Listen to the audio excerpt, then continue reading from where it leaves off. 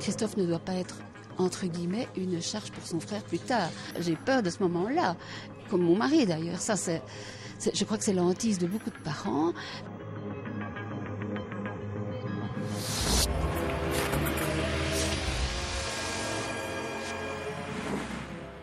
Madame, Monsieur, bonjour et merci à vous de nous accompagner pour suivre ensemble l'actualité de votre région.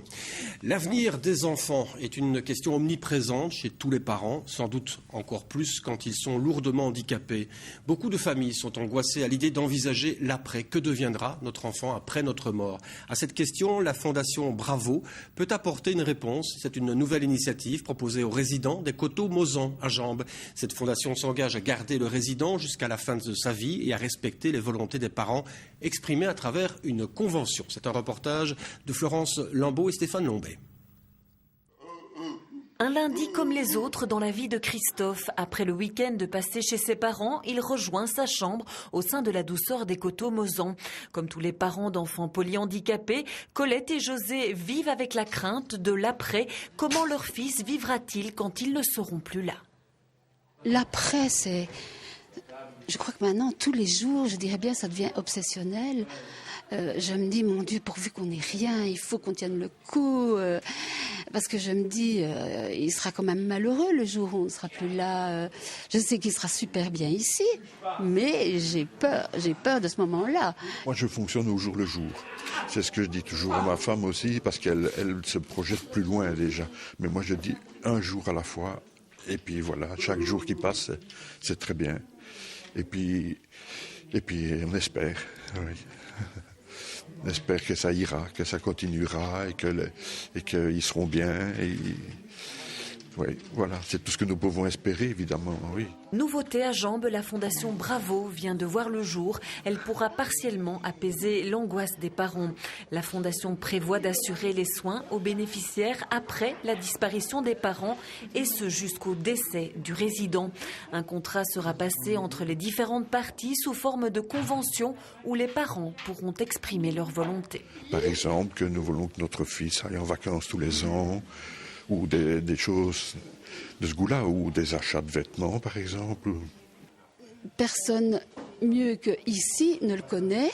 Et si la Fondation est faite justement pour subvenir à leurs besoins, ça nous tranquillise quand même aussi, parce qu'on sait qu'on tiendra compte de tous nos désirs. C'est pas spécialement une question existentielle, mais c'est sous forme de petites questions.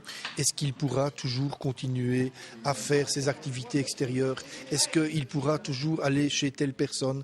Tous des petits détails comme ça. Et en plus, s'il devait avoir une grave maladie, est-ce qu'on pourra continuer à le prendre en charge au centre? Est-ce qu'on pourra continuer à avoir tous les soins, toutes les attentions qu'on lui donne habituellement? Et finalement, la question qu'il nous posait intrinsèquement, c'était de savoir est-ce que vous pourrez continuer un jour à faire ce que nous souhaitons qu'on puisse faire pour notre enfant. Et donc cette fondation, elle a cet objectif tout simplement d'arriver à individualiser des souhaits, des demandes de parents pour les conventionner et de pouvoir les chiffrer financièrement et de pouvoir arriver à faire cette aide, répondre à ses besoins, à ses demandes, à ses attentions après leur décès et jusqu'en fin de vie le plus longtemps possible. Tout en maintenant, et ça on tient à le dire et à le souligner, une qualité de vie dans tous les moments. Pour l'instant, plusieurs conventions sont en passe d'être finalisées. Les demandes affluent. Notons que la Fondation Bravo s'adresse prioritairement aux familles des 30 résidents des Coteaux Mozan. Une telle fondation ne pourrait voir le jour sans la confiance qui est instaurée entre les gestionnaires et les parents. Et puisque nous parlons des Coteaux Mozan, on peut vous rappeler la 10e opération Les Pralinettes de Namur, ainsi que la soirée de bienfaisance au théâtre de Namur, le 22 novembre prochain à 19h, au programme de la soirée du théâtre avec les jumeaux vénitiens de Goldoni. Toutes les infos se retrouvent sur le site internet dont voici l'adresse.